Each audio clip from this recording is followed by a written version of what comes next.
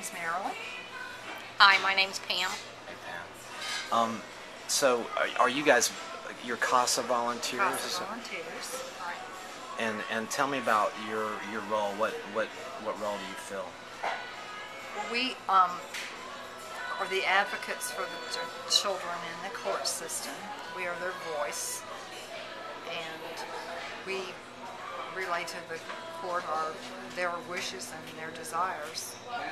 Yeah. We're just their voice in court. How long have you been doing that? I've been doing it for 3 years. What led you to do that? Well, actually, I kept reading articles in the Indianapolis paper about children that were in foster homes or with their parents that had been killed, abused, killed. And I thought that maybe there was something that I could do, volunteering in this particular thing that might make some impact on those children that wouldn't be placed back in situations that were harmful to them. Yeah. What do these kids need? They need love. They need someone to stand behind them and give them encouragement and to look out for their well-being, because especially in this area there's a lot of families that are involved in meth, drugs, and the parents are not capable of taking care of the children. They're neglecting them, sometimes abusing them, and they need people the children need a voice in court to stand up to make sure that they're going to be in a safe and secure environment and a stable environment. Right. And I keep hearing that over and over again. Almost everybody I talk to, it's drugs. Mm-hmm.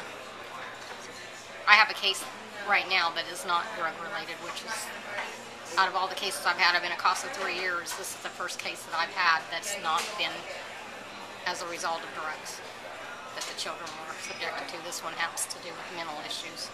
But other than that, it's been drugs. Mine's not involved in drugs either this time. The last ones were. This time it's custody. Right. Right. Now, one of the things the Orange Duffel Bag does when the kids, Orange Duffel Bag Foundation, they have a pilot program with the state of Georgia right now, where they go through a program to learn about aging out, what they need to do, and to help prepare them for that. Excuse me. Sam, the author of the co-author with my sister Echo, went through a horribly abusive upbringing. You may have looked through the book initially. And he became homeless. Well, he was homeless in high school. Couch surfed, became a football star, got a full scholarship to Georgia Tech. One of the things that they do, when he left home, he had an orange duffel bag. One of the things that they do with the kids is they give them an orange duffel bag with a Mac computer, a cell phone with time on it. They give them socks, toothbrushes. If you could put 5 items in an orange duffel bag for your kids that are aging out, what 5 items would you put in there? And you can double up. I mean, you can say the same things. I've never had any older children. All the ones I've dealt with have been babies or, just young children. So I don't know what. I'm trying to put myself in my niece is at the age of that, and what would I give her to put in an orange duffel bag? I'm a person of faith, so I would definitely put in a Bible. That was my thing too, the Bible, but I didn't. The Bible would be one. And I believe I would put in a cell phone with plenty of minutes on it, so that if they get into a situation where they need somebody, they would have a way for an emergency situation. Yeah. Trying to think. That's 2. Because what I would want to give them, if you can't put in a duffel bag, and that is a roof over their head and food in their thing. I guess you would put some food in there, definitely, and some money to help them. And some personal hygiene stuff. I mean, I would want to give floss, mouthwash, gum. You must work with some situations that totally devastate you emotionally, Yes. bring you out. What keeps you going? Knowing that I'm trying really hard to make a difference in the lives of children. And that, you know, there's such a great need for that, that even though you sometimes get discouraged because it doesn't always go the way you think it should go in the court system, there's always that chance that you will have helped that child. I've had cases where they've closed and then a month later they're back into the welfare system because the parents did what they had to do to get the children back, and then they relapse and they go back into doing the things that they've done before, and the children are subjected to horror again. What is the biggest problem that you can identify in the system? Well, one thing on that, I wanted to say that one case I had where DCS, that was an infant, DCS did not insist, it wasn't in the case plan, that the mother get her GED, which I said that was one of my things that I wanted her to do. And also I was worried she wouldn't take the child for follow-up care to Riley Hospital because she was a meth baby and she had lots of problems, and I worried about that. The baby went back against my wishes, and about 6 months, 8 months ago, I heard from the former foster parents that she had gotten her GED and that she was taking the child to Riley Hospital. So I felt like I had made some impact on,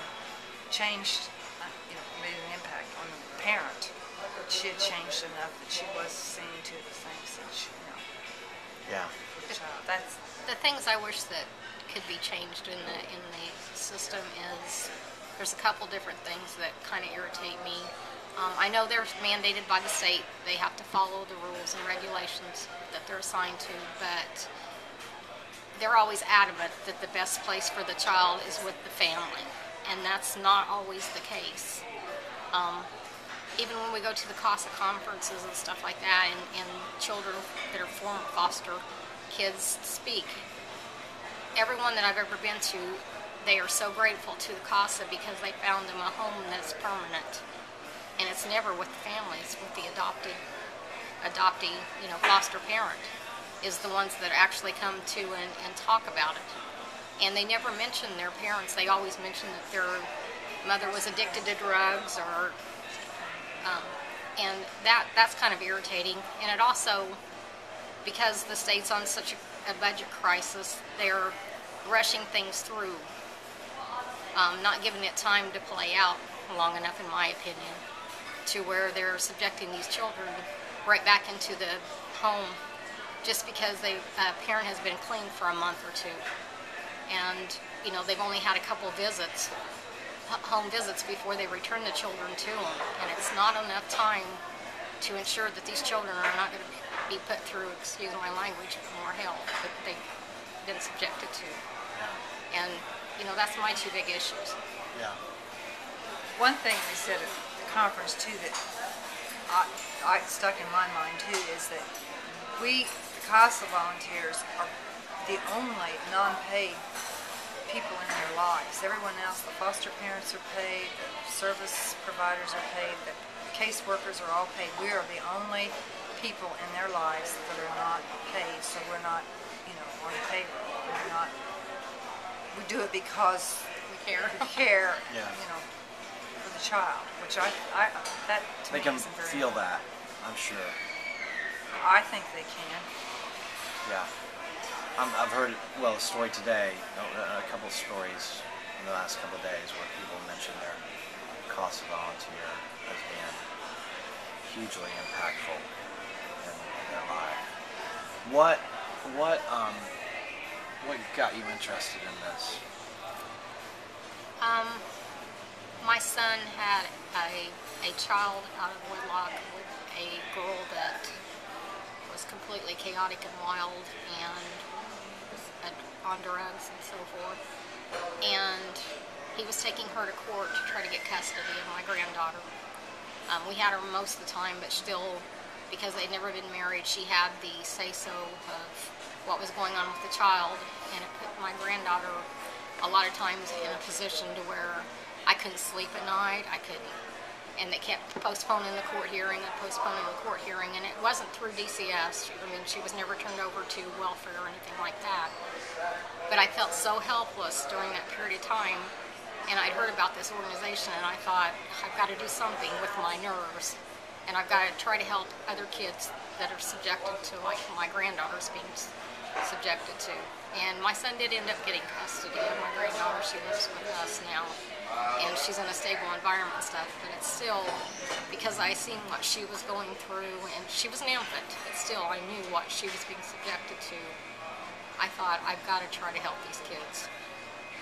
And I seen it in the newspaper, the need was so great for CASAs in this area because of the meth population, that I wanted to do something to try to help.